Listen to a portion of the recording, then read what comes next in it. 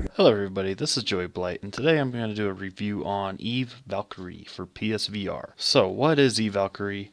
Eve Valkyrie is a space shooting game set in the universe of Eve. The game consists of either a campaign or online mode.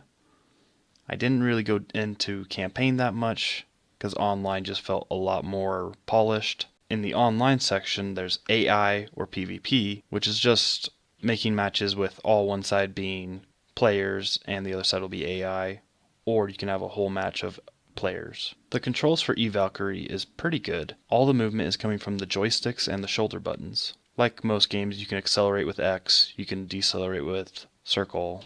As for the head tracking, it really goes into just using a weapon or two that rely on that. And the head tracking is actually pretty good.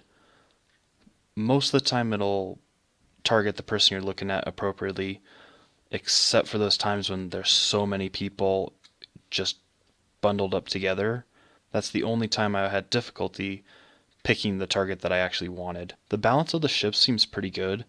No one ship really feels overpowered. So like the heavy class can be taken out pretty easily by an agile fighter. Meanwhile, a support ship could easily hold their own once they're paired up, but if they get singled out, they're going to be pretty vulnerable. So for some of the stuff that I didn't like about the game,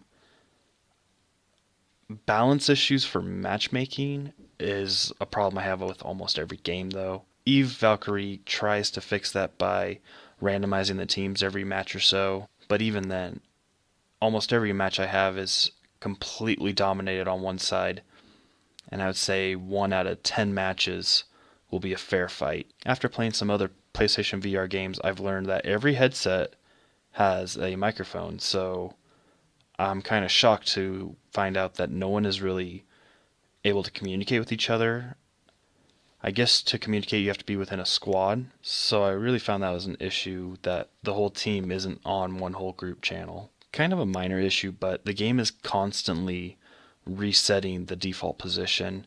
So like every time you die, if you look down for whatever reason and then try to reset yourself, the game is already going to change the screen to where you last were looking. So I just got in the habit of resetting my screen during that launch pad sequence. So back to the head tracking, the only issue I had was after about half an hour or so, the head tracking would kind of shift up and I'd have to look higher than where I actually wanted to. So overall, I think eValkyrie is a good game to add to any collection.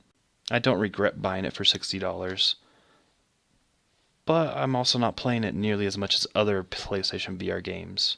Thank you all for watching. This was Joey Blight. Hope you all have a good night. If you want to see more, go ahead, hit that like, subscribe, comment button.